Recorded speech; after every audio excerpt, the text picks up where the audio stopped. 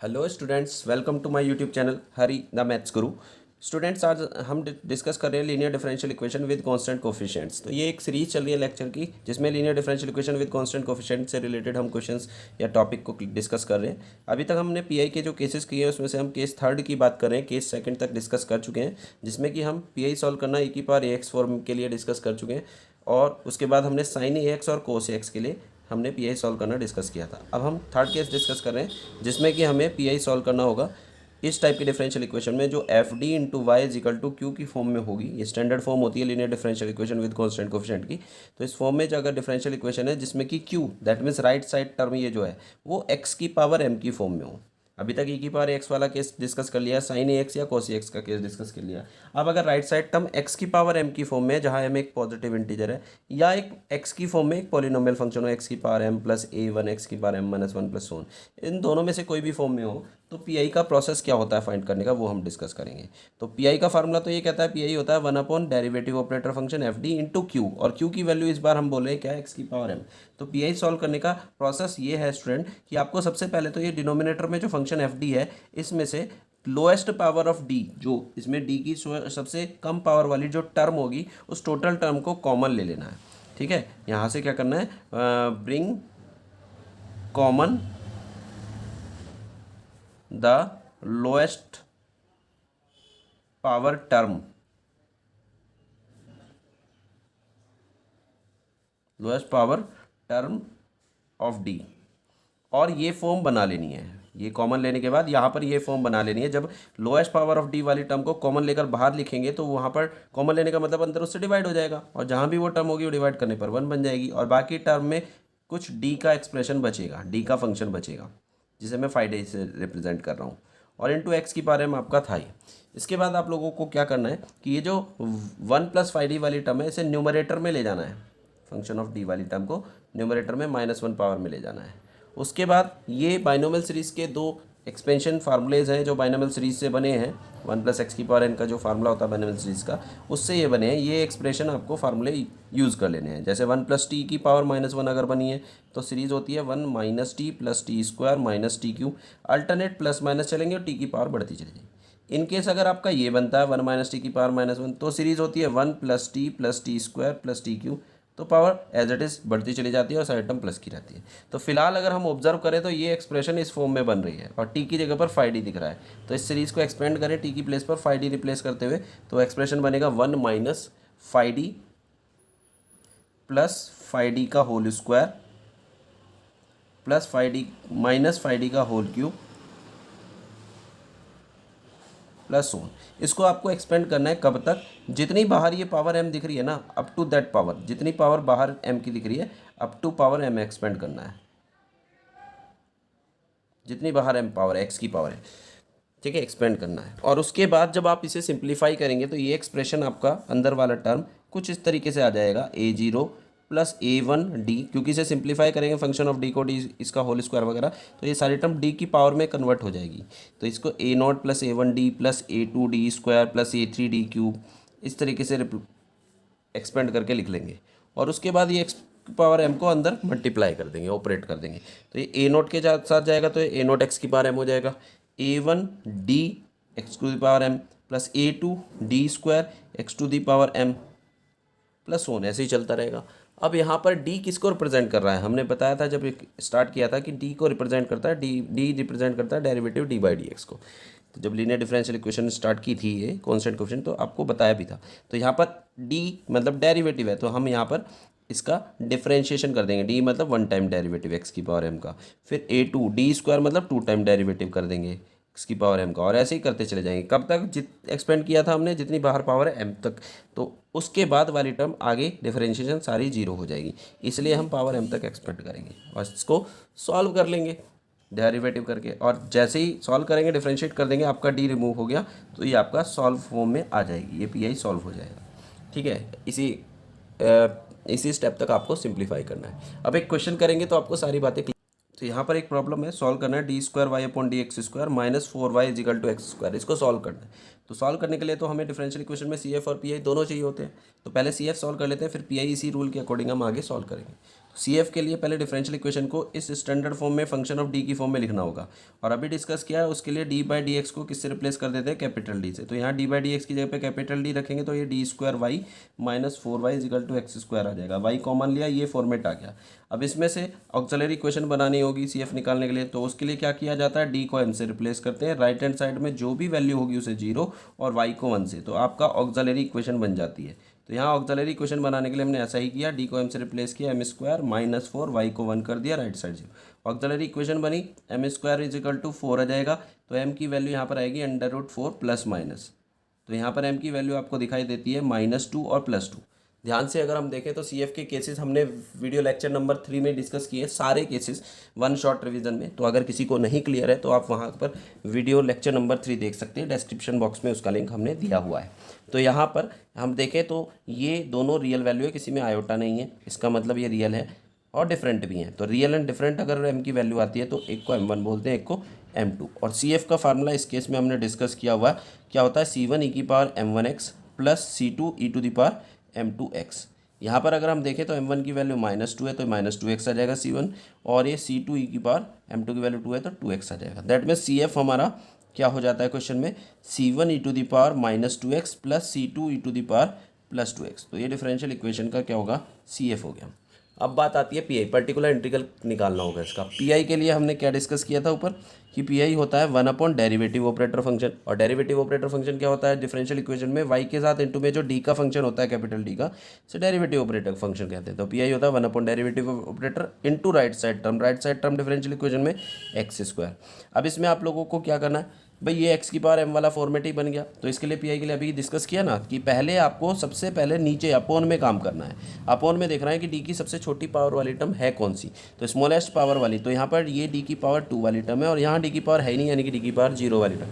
तो इसको आपको टोटल टर्म को कॉमन लेना है। टोटल टर्म है क्या, ये 4 नहीं -4 है, तो आपको -4 कॉमन ले लेना है। कॉमन लेने का मतलब -4 इंटू रखना और अंदर -4 से डिवाइड जाएगा। तो इसमें -4 से डिवाइड जाएगा तो आएगा d²/4 माइनस का, और ये +1 हो जाएगा -4 से डिवाइड करने पर। तो फिर हमने डिस्कस किया क्या, कि ये जो आपकी 1 में एक्सप्रेशन बनी 1 प्लस समथिंग, इसे 1 पहले लिखना है और बाद 1 प्लस समथिंग जो भी बना उसको फिर -1 पावर में ले जाना है। यही हमने अभी प्रोसेस में डिस्कस किया था।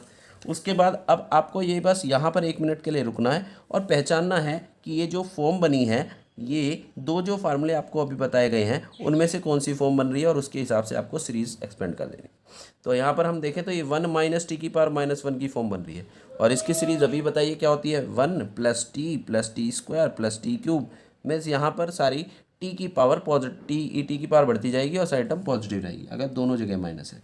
तो यहाँ दोनों जगह माइनस है, और कंपेयर करें तो टी का काम कौन कर रहा है भाई, टी की जगह पर कौन दिखाई दे रहा है, d²/4। तो यहाँ पर सीरीज़ में रख देंगे, टी की जगह पर d²/4 रख देंगे, तो 1/4 सीरीज़ में 1 + टी की जगह पर आ जाएगा d²/4, फिर क्या आएगा प्लस d²/4 का होल स्क्वायर, क्योंकि t² है नेक्स्ट टर्म।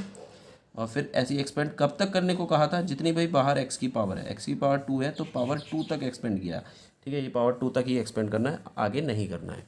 अब इसको सिंप्लीफाई थोड़ा सा करना है अंदर ही अंदर। तो जैसे ही हम सिंप्लीफाई करेंगे, ये 1 + d²/4 प्लस ये d² का स्क्वायर है तो d की पावर 4/4 प्लस 1। अब x² को अंदर ले जाना है, तो एक एक के साथ मल्टीप्लाई में। तो जैसे ही हम यहाँ ले जाएंगे तो 1/4 बाहर था ही, x² × 1 x² हो जाएगा, फिर प्लस d² x² हो जाएगा, फिर प्लस d की पावर 4 x²/4 16 हो जाएगा, 4 का स्क्वायर था भाई यहाँ 16 आएगा, और प्लस सोन ऐसे ही आता चला जाएगा। अब आप यहाँ पर अभी बताया था d रिप्रेजेंट करता है डेरिवेटिव d/dx को।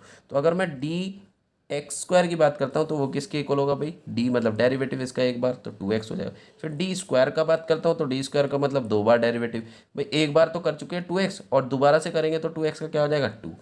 d³ की बात करें x² d³ x² की, तो ये तीसरी बार डेरिवेटिव हो जाएगा इसका, भाई 2 बार कर चुके हैं यह, तीसरी बार 2 का डेरिवेटिव 0, और फिर सारे 0 हो जाए। अब ये वैल्यू यहाँ पर यूज़ कर लेते हैं भाई, यहाँ पर यूज़ करेंगे ये सारी वैल्यूज़, तो क्या आएगा x² as it is, d² x² की वैल्यू अभी निकालिए कितनी है 2, तो प्लस का 2/4 हो जाएगा। फिर डी की पावर 4x², भाई 3 बार में ही डेरिवेटिव जीरो हो गया था, तो चौथी बार तो जीरो का फिर से जीरो ही हो जाएगा। और आगे हायर टाइम डेरिवेटिव चल रहे हैं तो सारे ही क्या होंगे, आगे की टर्म जीरो हो जाएगी। दैट मीन्स हमारा जो पी आई है वो सिंप्लीफाई हो चुका है, क्योंकि अब इसमें डी नहीं बचा है। तो पी आई सॉल्व करके कितना बना, -1/4 x² + 1/2। अब रिक्वायर्ड सॉल्यूशन की बात करें, रिक्वायर्ड सॉल्यूशन क्या होता है डिफरेंशियल इक्वेशन का, y = CF + PI। तो यहाँ पर CF कॉम्प्लीमेंट्री फंक्शन क्या था, C1 e⁻² x + C2 e⁻² x। और जो PI है पर्टिकुलर इंटीग्रल ये भी निकाला है, -1/4 x² + 1/2। This is the final answer. एक एग्जांपल और डिस्कस करते हैं। इसमें कहा गया है solve the differential equation d³ + 8 × y = x⁴ + 2x + 1। तो इस डिफरेंशियल इक्वेशन को सॉल्व करना है, तो सॉल्यूशन के लिए हमें CF और PI दोनों की रिक्वायरमेंट होती है। तो सबसे पहले हमने ऑक्सिलरी इक्वेशन बनाकर CF निकालने का प्रयास किया। ऑक्सिलरी इक्वेशन कैसे बनती है अभी डिस्कस किया था। जस्ट आपको d को m से रिप्लेस करना होता है, y को 1 से, और राइट हैंड साइड जो भी है उसे 0 कर देना होता है, तो ऑक्सिलरी इक्वेशन बन जाती है। तो ये बनेगा आपका m³ + 8 = 0। यहाँ से इसके फैक्टर करने होंगे, तो इसे m³ + 2³ लिख सकते हैं = 0, और a³ + b³ का फैक्टर फार्मूला लगा देंगे। a³ + b³ का फैक्टर फार्मूला क्या है, a + b × a² - ab + b², वो लगा दिया तो ये फैक्टर आ गए। अब इनको अलग अलग 0 के इक्वल रखा, m+2 को 0 के इक्वल रखेंगे तो m = -2 आ जाएगा। इसको 0 के इक्वल रखेंगे तो हम ये श्रीधराचार्य फार्मूला लगा देते हैं, m = -b ± √b² - 4ac/2a। ये लगाने पर हमारा m की वैल्यू ये आ जाती है 1 ± i√3। तो यहाँ से दो तरह के रूट आए, ये वाला -2 वाला आपका आयोटा नहीं है, इसका मतलब रियल है और डिस्टिंक्ट है, और दूसरे से तो अलग है। तो रियल एंड डिस्टिंक्ट वाला केस के लिए हमने पढ़ा था ऐसे रूट को m1 कंसिडर करते हैं, और उसके लिए m1 m2 कंसिडर करते हैं, उसके लिए CF होता है C1 e⁻m1x + C2 e⁻m2x। तो एक ही वैल्यू है रियल एंड डिस्टिंक्ट, तो इसको ये C1 e⁻m1x लगा देंगे। और ये रूट आपका अल्फा ± i बीटा की फॉर्म में है, तो कंपेयर करेंगे, अल्फा की वैल्यू 1 दिख रही है, बीटा की वैल्यू जो आयोटा के साथ है दैट मीन्स √3 दिख रही है। तो इसके लिए हमने रूट पढ़ा था CF का formula rule, alpha ± i beta के लिए क्या होता है, e⁻α(x) C2 cos βx + C3 sin βx। Alpha और बीटा की वैल्यू रिप्लेस कर दी, आपका ये CF आ गया। अब हम यहाँ पर इसका PI particular integral find out करते हैं। तो PI क्या होता है भाई, 1 derivative operator function that is d³ + 8 into right side term है x⁴ + 2x + 1। अब इसको अगर हम सिंप्लीफाई करें, तो अभी डिस्कस किया, सबसे पहले आपको नीचे अपोन में देखना है कि डी की सबसे छोटी पावर वाली टर्म है कौन सी। तो डी की सबसे छोटी पावर है ये 3 डिग्री की टर्म है, यहाँ पर डी की पावर है ही नहीं, 0 है यानी कि पावर। तो ये पूरी टर्म को आपको अपोन में कॉमन लेना है, यानी कि 8 कॉमन लेना है। कॉमन लेने का मतलब 8 से डिवाइड हो जाएगा, तो ये d³ / 8 + 8/8 1 आ जाएगा, इंटू x⁴ + 2x + 1। ठीक है स्टूडेंट, इसके बाद मैंने आपको बताया ये जो टर्म है इसको न्यूमरेटर में ले जाना है और 1 पहले लिखना है। तो 1 + d³ / 8 ⁻⁻1 और x⁴ + 2x + 1। उसके बाद मैंने आपको बताया कि ये जो फॉर्मेट आया क्या है, 1 + d³ / 8 ⁻⁻1 इंटू x⁴ + 2x + 1। इसमें फिर आपको क्या करना है कि ये कंपेयर करना है किसके साथ, ये दो फार्मूले बताए थे, तो उसमें से कौन सा फार्मूला बन रहा है आपका, यहाँ पर 1 + t⁻⁻1 की फॉर्म बन रही है। तो इसकी सीरीज़ मैंने आपको बताई थी, क्या होती है इसकी सीरीज़, इसकी सीरीज़ होती है 1 - t + t² - t³ + ओन। तो ऐसा ही कुछ यहाँ बन रहा है, तो कंपेयर करेंगे तो t की जगह पर आपको ये दिख रहा है d³ / 8, तो ये t हो गया। तो इसको एक्सपेंड कर देंगे इस वाले सीरीज़ के अकॉर्डिंग, यानी कि यहाँ पर t की जगह पर d³ / 8 रखते हुए एक्सपेंड करना है। तो ये आएगा 1/8, और ये 1 - t है हमारा कितना, d³ / 8, फिर प्लस t² मतलब d³ / 8 का होल स्क्वायर, फिर आएगा माइनस आगे इसका होल क्यूब, और ऐसे ही टर्म चलेगी। और बाहर आपका एक्सप्रेशन है x⁴ + 2x + 1। भाई कितनी पावर तक एक्सपेंड करना होता है, जितनी बाहर पावर है 4 तक करेंगे, पर मैंने 4 तक इसलिए नहीं किया क्योंकि ये d की पावर 6 हो जाएगा यहाँ से, और 4 से ज़्यादा पावर हो जाएगी, तो हमें 4 से ज़्यादा पर डेरिवेटिव 0 हो जाने वाला है, इसलिए वहाँ तक एक्सपेंड नहीं करना, उससे कम ही रखना है, क्योंकि टर्म ही 0 हो जाएगी तो लिखने का क्या फ़ायदा। तो आपका यहाँ पर ये आता है = 1/8, 1 अंदर पहले सिंप्लीफाई करेंगे तो d³ / 8, ये आपका आएगा प्लस d⁻3 ⁻2 यानी कि d की पावर क्या हो जाएगा 6, d⁻6 हो जाएगा अपॉन 8² यानी कि 64, और फिर आगे और भी हायर पावर आएंगी d की, x⁴ + 2x + 1। अब आपको ये पूरी टर्म को एक एक करके तीनों के साथ ले जाना है।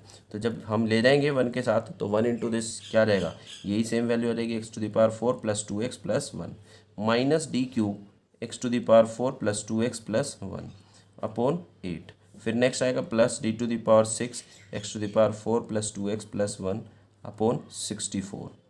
एंड फिर नेक्स्ट माइनस हायर पावर आएंगी, अभी 6 पावर तक डेरिवेटिव हुआ, आगे और ज़्यादा होगी। और इसके बाद अब हम डी में डिफरेंशिएशन कर देंगे। तो डी रिप्रेजेंट करता है डिफरेंशिएशन को, डी स्क्वायर 2 टाइम डेरिवेटिव को, डी क्यूब 3 टाइम डेरिवेटिव को। तो यहाँ पर डी क्यूब मतलब 3 बार डेरिवेटिव करना है। बट 3 बार डेरिवेटिव करते हैं, एक बार इस एक्सप्रेशन का डिफरेंशिएशन करेंगे तो आएगा 4x³ प्लस 2।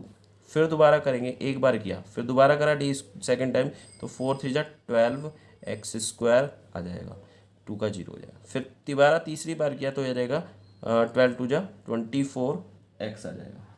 ठीक है, तो ये आपका 24x आ जाएगा। तो ये यहाँ पर टोटल सॉल्व करके आपका 24x आ जाएगा और अपॉन में था 8। ठीक है, ये इस टोटल की वैल्यू है 24x, 3 टाइम डेरिवेटिव किया है। और ऐसे ही 6 टाइम करेंगे भाई, तो जब 3 टाइम डेरिवेटिव के बाद 24x आ गया, 4th टाइम करेंगे, 4th टाइम अगेन करेंगे तो ये 24 आ जाएगा। और फिर 5th टाइम पे 24 कांस्टेंट है तो 0, और 6 टाइम पे 0 का डेरिवेटिव 0, यानी कि ये टोटल टर्म आगे फिर सारे डेरिवेटिव क्या आएंगे 0। तो आपका ये क्या बनता है P I 1/8 X to the power 4 plus 2x plus 1 minus 8 3 जा 24 तो 3x ये बनेगा।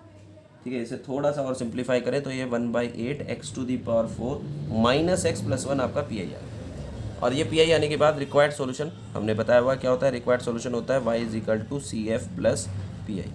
तो CF जो था हमारा था C1 e की पावर -2x plus C2 e to the power 2x, और पी आई आपका है 1/8 X to the power 4 minus X plus 1।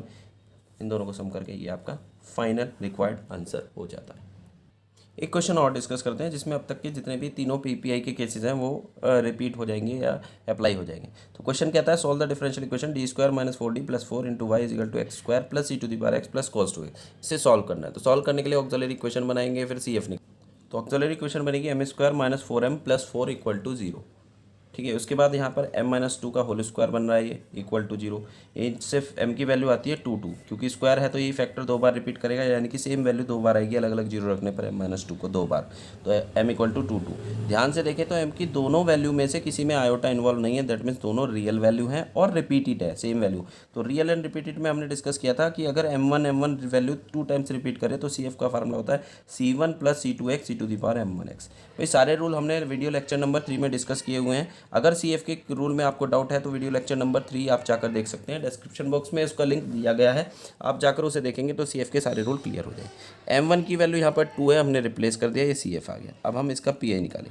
PI की वैल्यू होगी का फार्मूला होता है 1 derivative operator function into right side term. Right side term है x² plus e to the power x plus cos 2x। अब इसको क्योंकि तीनों अलग अलग टाइप के फंक्शन है तो इसको अंदर हर एक के साथ डिस्ट्रीब्यूट करना पड़ेगा। तो d² माइनस 4d प्लस 4, पिछले क्वेश्चन में हर एक के साथ अलग अलग नहीं किया था, उसे x की पावर 4 प्लस x प्लस 1 जो था सारे ही x की पावर की फॉर्म पॉलिनोमियल फंक्शन थे, इसलिए डिस्ट्रीब्यूट करने की रिक्वायरमेंट नहीं थी। डिस्ट्रीब्यूट करके भी कर सकते हैं, क्वेश्चन लेंदी हो जाएगा पर, और सब सेम टाइप के थे तो फिर डिस्ट्रीब्यूट करने की ज़रूरत ही नहीं है। अब इसको अलग अलग टाइप के हैं, तो x² वाले PI का केस अलग है इसलिए इसके साथ अलग डिस्ट्रीब्यूट किया। फिर ये e की पावर x का अलग केस है, इसके साथ अलग डिस्ट्रीब्यूट किया। और cos 2x वाला टर्म अलग टाइप की एक्सप्रेशन है ट्रिग्नोमेट्रिक, तो उसके लिए अलग से हमें अंदर डिस्ट्रीब्यूट करना पड़ेगा ऑपरेटर। अब इसे सॉल्व करते हैं जिसके जो केस है उसके अकॉर्डिंग। भाई x² x की पावर के लिए हमने क्या रूल पढ़ा था भाई, नीचे देखेंगे d की सबसे छोटी पावर वाली टर्म, तो इसमें 2 पावर, इसमें 1 पावर, इसमें कॉन्स्टेंट टर्म है 0 पावर वाली। तो इस टोटल टर्म को यानी कि 4 को कॉमन लेना है, और अपॉन में 4 को कॉमन लेने का मतलब 4 इंटू में जाएगा और सबके बाहर इंटू में जाएगा और अंदर डिवाइड में सबके, तो d² माइनस 4d/4 हो जाएगा ये, और ये प्लस 4/4 1 आ जाएगा इंटू x²।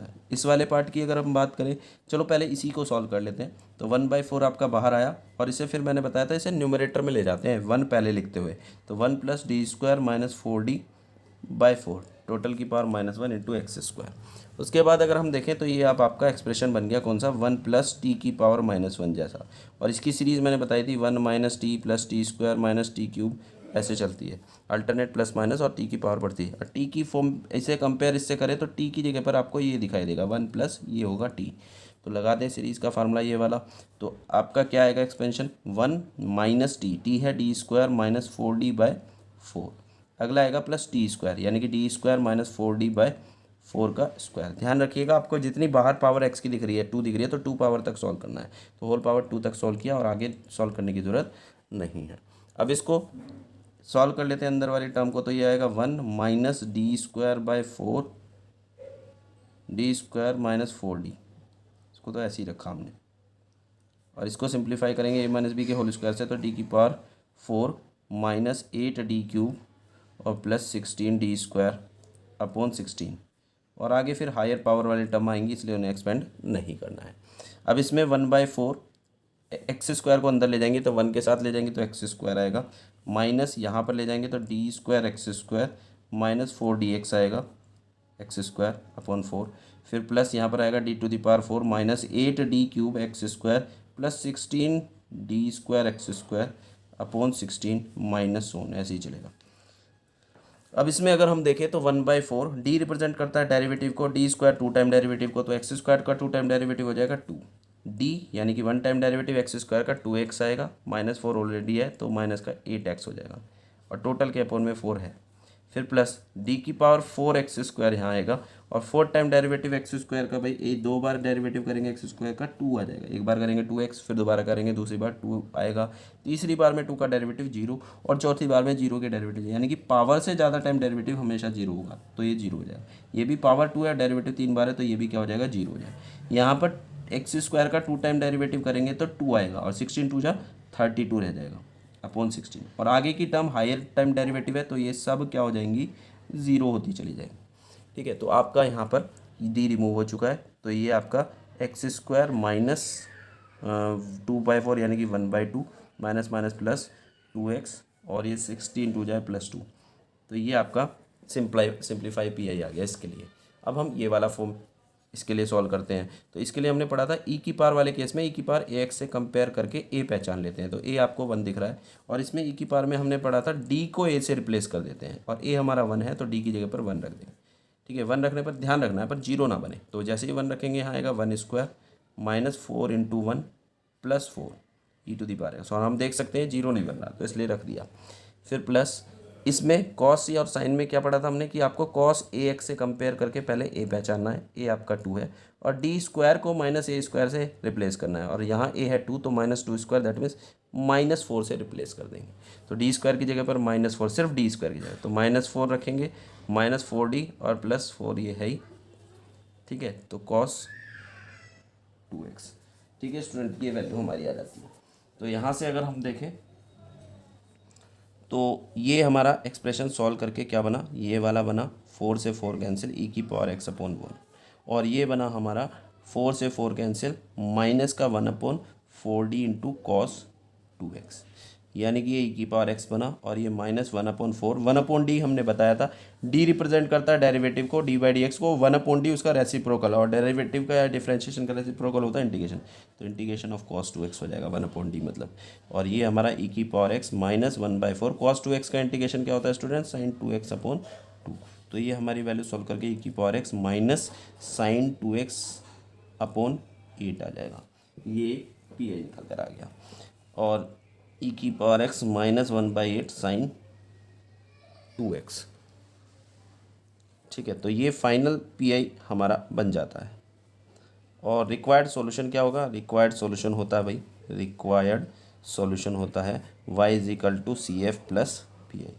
सी एफ और पी आई दोनों को ऐड कर देंगे भाई, सी एफ हमारा क्या आया था, सी एफ आया था c1 plus c2x E to the power 2x और पी आई हमारा ये आ चुका है तो इसको इसमें प्लस कर देंगे, तो जैसे ही प्लस करेंगे तो 1/4 x square plus 2x plus 3/2 ये plus E to the power X minus 1/8 sine 2x, ये आपका फाइनल आंसर हो जाएगा। तो स्टूडेंट इस तरीके से आपको सारे केसेस इस क्वेश्चन में रिपीट हो चुके हैं, तीनों केसेस, केस 1 केस 2 केस 3।